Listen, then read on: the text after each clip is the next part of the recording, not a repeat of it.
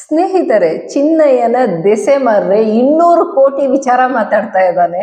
ಒಬ್ಬ ತೋಟದ ಕೆಲ್ಸಕ್ಕೆ, ಒಂದು ಮಾಲಿಯಾಗಿ ಕೆಲ್ಸಕ್ಕೆ ಸೇರಿದ್ದಂತಹ ಚಿನ್ನಯ್ಯ ಇವತ್ತು 200 ಕೋಟಿ ವಿಚಾರ ಮಾತಾಡ್ತಾನೆ ಅಂದ್ರೆ ನಿಜವಾಗ್ಲೂ ಇಟ್ ಈಸ್ ಫಾರ್ಚುನೇಟ್. ನಮ್ ದೇಶ ಅಭಿವೃದ್ಧಿ ಹೊಂದ್ಬಿಟ್ಟಿದೆ ಅಂತಾನೆ ಹೇಳ್ಬೇಕು. ಏನ್ ಬೇಕಾದ್ರೂ ಇರ್ಲಿ, 200 ಕೋಟಿಗೆ ಅದೆಷ್ಟು ಸೊನ್ನೆ ಇದೆ, 200 ಕೋಟಿಗೆ ಬೇಡ, 1 ಕೋಟಿಗೆ ಅದೆಷ್ಟು ಸೊನ್ನೆ ಇದೆ ಅಂತ ಹೇಳೋದೇ ಕಷ್ಟ ಆಗ್ಬಿಟ್ಟಿದೆ ಜನಗಳಿಗೆ. ಅಂತ ಒಂದು ಸಂದರ್ಭದಲ್ಲಿ ಡಾಲರ್ ರೇಟ್ 96 ರೂಪಾಯಿ ಆಗ್ಬಿಟ್ಟಿದೆ. ಈ ಸಮಯದಲ್ಲಿ ಚಿನ್ನಯ್ಯ 200 ಕೋಟಿ ವಿಚಾರ ಮಾತಾಡ್ತಾ ಇದ್ದಾರೆ ಅಂತಂದ್ರೆ ಇಟ್ಸ್ ರಿಯಲಿ ಗ್ರೇಟ್ ಅನ್ಸತ್ ನನಗೆ. ಏನ್ ಮೇಡಮ್ ಹಿಂಗ್ ಹೇಳ್ತಾ ಇದ್ದೀರಾ ಅಂತ ಕೇಳ್ತೀರಾ? ಹೌದು ಕಣ್ರಿ. ನೋಡಿ, ಒಬ್ಬ ತೋಟದ ಕೆಲಸ ಮಾಡುವ ವ್ಯಕ್ತಿಯನ್ನ ಇಟ್ಕೊಂಡು ಮೊದಲನೇ ಬಾರಿ ಒಬ್ಬ ಆ ವ್ಯಕ್ತಿಯನ್ನ ಕರ್ಕೊಂಡು ಬಂದ್ರು ಅಂತ ಯಾರು ಕರೀತಾರೆ, ಅವರು 200 ಕೋಟಿ ಖರ್ಚು ಮಾಡಿಬಿಟ್ಟು ಅಂದ್ರೆ 200 ಕೋಟಿ ಒಂದು ಡೀಲ್ ಅದು, ಅದರಲ್ಲಿ ನನ್ನ ಖರ್ಚು ಮಾಡಿ ಕರ್ಕೊಂಡು ಬಂದಿದ್ದಾರೆ. ನನಗೂ 50 ಲಕ್ಷ ಕೊಡ್ತೀನಿ ಅಂತ ಹೇಳಿದ್ರು. 15,000 10,000 ಎಲ್ಲ ಖರ್ಚಿಗೆ ದುಡ್ಡು ಕೊಟ್ಟಿದ್ದಾರೆ. ಈ ಆರೋಪಗಳನ್ನ ಮಾಡಿರುವಂತಹ ಚಿನ್ನಯ್ಯ ಹಾಗಾದ್ರೆ ಈಗ ಎಷ್ಟು ಕೊಟ್ಟಿರೋದಕ್ಕೆ ಈ ವಿಚಾರಗಳನ್ನ ಹೇಳ್ತಾ ಇದ್ದಾರೆ ಅನ್ನುವಂತಹ ಕ್ವೆಶನ್ ನನಗ್ ಬಂದಿದೆ. ಈಗ ನೆಕ್ಸ್ಟ್ ಯಾರಾದ್ರೂ ಇನ್ನೊಂದು ಗ್ಯಾಂಗ್ ಬಂದು ಇವ್ರಿಗೆ ಇನ್ನೆಷ್ಟು ಕೊಟ್ರೆ ಇವರು ಮತ್ತೆ ಮಾತಾಡ್ತಾರೆ? ಚಿನ್ನಯ್ಯ ಏನಾದ್ರೂ ಕಾಲ್ ಶೀಟ್ ಇಟ್ಕೊಂಡಿದಾರ? ಈ ಬರೋರಿಗೆಲ್ಲ ನಾನು ಆಕ್ಟಿಂಗ್ ಮಾಡ್ತೀನಿ ಅಂತ, ಈ ವಯಸ್ಸಲ್ಲಿ ಏನ್ ಈ ಟ್ಯಾಲೆಂಟು ಅಂತ. ಸರಿ ಅವ್ರೇನೋ ಆಟಾಡ್ತಾ ಇದ್ದಾರೆ, ನಾವ್ ಯಾಕೆ ಅವ್ರು ಕುಣ್ದಂಗ್ ಕುಣಿತಾ ಇದೀವಿ? ಚಿನ್ನಯ್ಯ ಕುಣ್ದಂಗೆ ನಾವ್ ಯಾಕೆ ಕುಣಿಬೇಕು? ಚಿನ್ನಯ್ಯ ಯಾರು? ಚಿನ್ನಯ್ಯ ಒಬ್ಬ ತೋಟದ ಕೆಲ್ಸದವನು. ಆ ಕಾಲದಲ್ಲಿ, ಆ ಟೈಮಲ್ಲಿ ಏನೋ ಅನ್ಐಡೆಂಟಿಫೈಡ್ ಡೆತ್ಸ್ ಆದ್ರೆ ಅಥವಾ ಬಾಡಿಗಳು ಸಿಕ್ಕಿದ್ರೆ ಆ ಬಾಡಿಗಳನ್ನ ತಗೊಂಡೋಗಿ ಊತಾಕ್ತಾ ಇದ್ದ. ಆಮೇಲೆ ಅದ್ರ ಮೇಲೆ ಸಿಗೋ ಚಿನ್ನ ಏನಿದೆ, ಚಿನ್ನ ಆಭರಣ, ಆ ಬಾಡಿ ಮೇಲೆ ಸಿಗೋ ಅಂತದನ್ನ ಮಾರ್ಕೋತಾ ಇದ್ವಿ, ಒಡವೆಗಳನ್ನ ತಗೊಂಡೋಗಿ ನನಗೂ ಶೇರ್ ಕೊಡ್ತಾ ಇದ್ರು ಅಂತ ಹೇಳಿದ ಚಿನ್ನಯ್ಯ ಇವತ್ತು ಬೇರೆನೆ ಕತೆ. ವರ್ಷನೇ ಬೇರೆ 200 ಕೋಟಿ ಅಂತೆ. ಇದನ್ನ ಮಾಧ್ಯಮಗಳು ಅವತ್ತು ಚಿನ್ನಯ್ಯ ಕೊಟ್ಟ ಸ್ಟೇಟ್ಮೆಂಟ್ಸ್ ಅನ್ನ ಇಷ್ಟಪಡ್ಲಿಲ್ಲ, ವಿರುದ್ಧವಾಗಿ ಮಾತಾಡ್ತಾರೆ. ಇವತ್ತು ಚಿನ್ನಯ್ಯ ಕೊಟ್ಟಿರೋ ಸ್ಟೇಟ್ಮೆಂಟ್ ಅನ್ನ ಹೌದು, ಸತ್ಯ ಇದು, ನಿಜ ಇದು ಅನ್ನುವ ರೀತಿಯಲ್ಲಿ ಮಾತಾಡ್ತಾ ಇದ್ದಾರೆ. ಈಗ ಮಾಧ್ಯಮಗಳನ್ನ ಒಂದು ಕಡೆ ಇಡೋಣ, ಯಾಕಂದ್ರೆ ಸುಪ್ರೀಂ ಕೋರ್ಟ್ ಅಲ್ಲಿ ಸೌಜನ್ಯ ಕೇಸು ರೀಓಪನ್ ಆಯ್ತು ಅಂದ್ರೆ ಒಂದು ಮಾಧ್ಯಮದಲ್ಲಿ ಒಂದು ಲೈನ್ ಕೂಡ ಬರ್ಲಿಲ್ಲ. ಚಿನ್ನಯ್ಯನ ವಿಷಯ ತುಂಬಾ ಮುಖ್ಯ ಆಗತ್ತೆ. ಒಬ್ಬ ಹೆಣ್ಮಗಳನ್ನ ಅತ್ಯಾಚಾರ ಮಾಡಿ ಕೊಂದು ಹಾಕಿದ್ದಾರೆ. ಆ ಕೇಸ್ ಇವತ್ತು 14 ವರ್ಷ ಆದ್ರೂ ನ್ಯಾಯ ಸಿಗ್ಲಿಲ್ಲ. ಅದು ಸುಪ್ರೀಂ ಕೋರ್ಟ್ಗೆ ಹೋಗಿದೆ, ಅಲ್ಲಿ ರೀಓಪನ್ ಆಗಿದೆ ಅಂದ್ರೆ ಅದು ದೊಡ್ಡ ವಿಚಾರ ಅಲ್ವೇ ಅಲ್ಲ. ಒಬ್ಬ ತೋಟದ ಕೆಲಸ ಮಾಡೋನು ಮೊದ್ಲೊಂದು ಬುರುಡೆ ಇಟ್ಕೊಂಡ್ಬಂದ, ಅವ್ನು ಕೊಟ್ಟ ಸ್ಟೇಟ್ಮೆಂಟ್ ಅಲ್ಲಿ ಒಂದು SITನೇ ರಚನೆ ಆಗ್ಬಿಡತ್ತೆ. ಆ SIT ರಚನೆ ಆಗಿ ಏನ್ ಸುಮ್ನೆ ಆಯ್ತಾ? ಒಂದು ಗುಡ್ಡೆನೇ JCB ಇಟ್ಕೊಂಡು ಅಗ್ದು ಇರೋ ಬರೋ ಗುಡ್ಡೆನೆಲ್ಲ ತೆಗ್ದು, ಗುಡ್ಡೆ ಒಳಗಡೆ ಏನೋ ಇನ್ನು ಸಿಕ್ತೋ ಇಲ್ವೋ ನಮಗ್ ಗೊತ್ತಿಲ್ಲ, ಅಸ್ಥಿ ಪಂಜರಗಳು ಮಾಧ್ಯಮಗಳಲ್ಲಿ 1 2 3 4 ಆಮೇಲೆ ಸಿಗ್ಲೇ ಇಲ್ಲ. ಈ ರೀತಿಯಾದ ಎಲ್ಲಾ ವರದಿಗಳನ್ನ ನಾವು ನೋಡ್ಕೊಂತ ಬಂದಿದೀವಿ. ಈಗ Chinnaiah all of A sudden ಬಂದ್ಬಿಟ್ಟು ಅವತ್ತು ನನಗೆ ದುಡ್ಡು ಕೊಟ್ರು, ಅದಕ್ಕೆ ನಾನು ಅದನ್ನೆಲ್ಲ ಸುಳ್ಳಾಗಿ ಹೇಳಿದ್ದೆ, ಇವತ್ತು ನಾನು ನಿಜ ಹೇಳ್ತಾ ಇದ್ದೀನಿ. ಅವತ್ತು ಸುಳ್ಳು ಹೇಳಿದ್ರು ಅನ್ನೋದನ್ನ ನಾವು ಆ ಕೇಸಲ್ಲೇ ಪ್ರೂವ್ ಮಾಡ್ಬೇಕು. ಆ ಕೇಸ್ ಇನ್ನು ಮುಗಿಲಿಲ್ಲ ಅಂತ.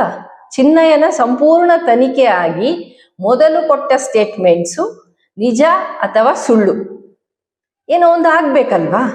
ಒಂದು ಕನ್ವಿಕ್ಷನ್ ಆಗ್ಬೇಕು ಚಿನ್ನಯ್ಯನಿಗೆ ಸುಳ್ಳು ಹೇಳಿದಕ್ಕೆ, ಇಲ್ಲಾಂದ್ರೆ ಅಕ್ವಿಟಲ್ ಆಗ್ಬೇಕು. ಆತ ಕೊಟ್ಟಿರುವಂತಹ ಏನು ದೊಡ್ಡ ಗುರುತರ ಆರೋಪಗಳಿದೆ, ಆ ಆರೋಪಗಳ ಆಧಾರದಲ್ಲಿ ಇನ್ಯಾರನ್ನೋ ತನಿಖೆ ಮಾಡ್ಬೇಕು.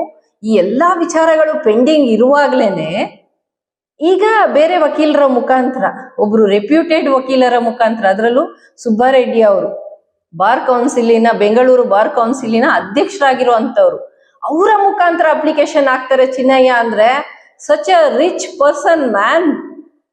ಚಿನ್ನಯ್ಯ ಇವತ್ತು ರಿಚ್ ಪರ್ಸನ್, ಶ್ರೀಮಂತರ ವಕೀಲರನ್ನ ಇವತ್ತು ಹೈಯರ್ ಮಾಡ್ಕೊಂಡು ಹೈಕೋರ್ಟ್ ಬಾಗ್ಲನ್ನ ತಟ್ಟಿದ್ದಾರೆ.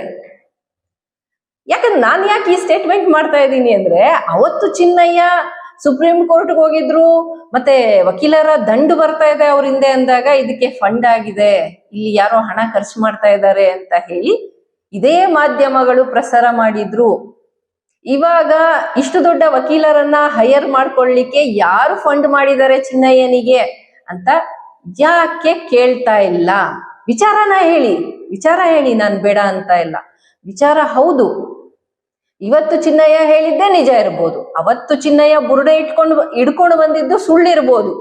ಬಂಗ್ಲೆ ಗುಡ್ಡೆಯನ್ನ ಇಷ್ಟು ಸಾವಿರಾರು ಕೋಟಿ ಖರ್ಚು ಮಾಡ್ಕೊಂಡು ಅದನ್ನ ಅಗಿಯುವಂತ ಕೆಲಸ ಮಾಡಿದ್ದು ಕೂಡ ತಪ್ಪು ಕೆಲಸ ಆಗಿರ್ಬೋದು. ಅಂದ್ರೆ ಏನು, ಚಿನ್ನಯ್ಯ ತಪ್ಪು ದಾರಿಯನ್ನ ಇಡಿಸಿರ್ಬೋದು, ಸರ್ಕಾರದ ತಪ್ಪು ದಾರಿಯನ್ನ ಇಡಿಸಿರ್ಬೋದು.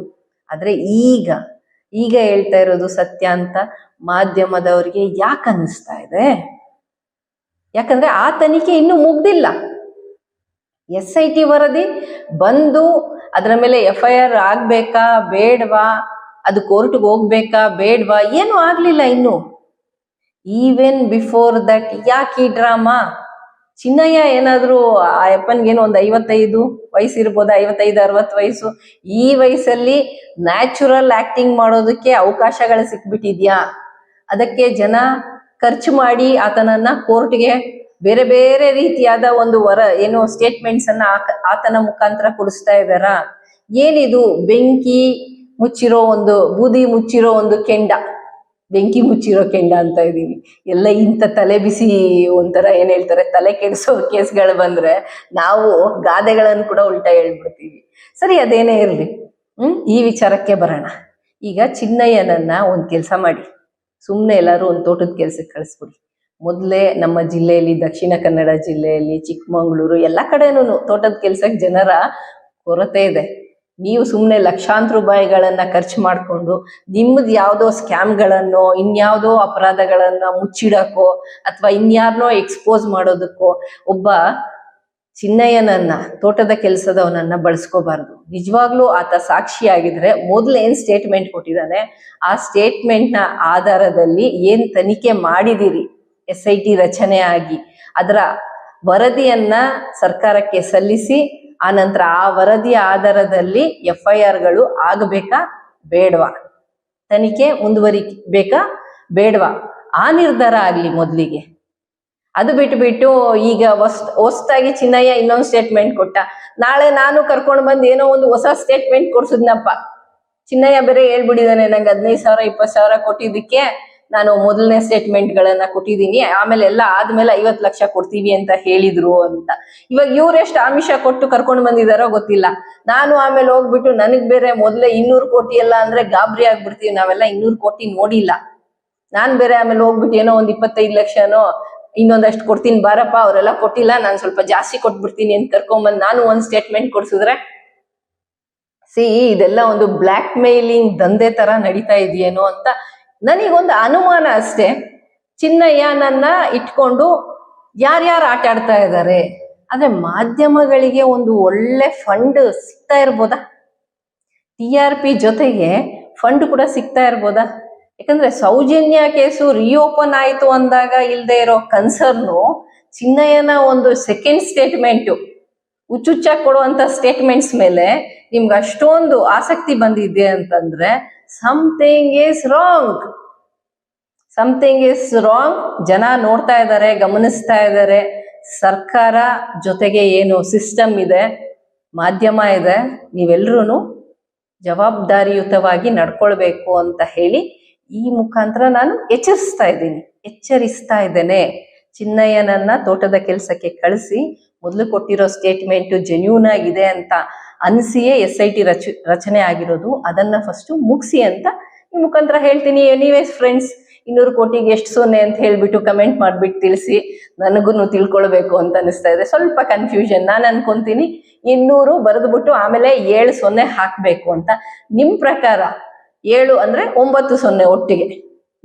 ನಿಮ್ ಪ್ರಕಾರ 200 ಕೋಟಿಗೆ ಎಷ್ಟು ಸೊನ್ನೆ ಅನ್ನೋದನ್ನ ಬರೆದ್ಬಿಟ್ಟು ತಿಳಿಸಿ ಅಂತ ಹೇಳ್ತಾ, thank you for watching this video. ಮುಂದಿನ ವಿಡಿಯೋದಲ್ಲಿ ಸಿಗೋಣ ಅಂತ ಹೇಳ್ತಾ ಟಾಟಾ, ಬೈ ಬೈ.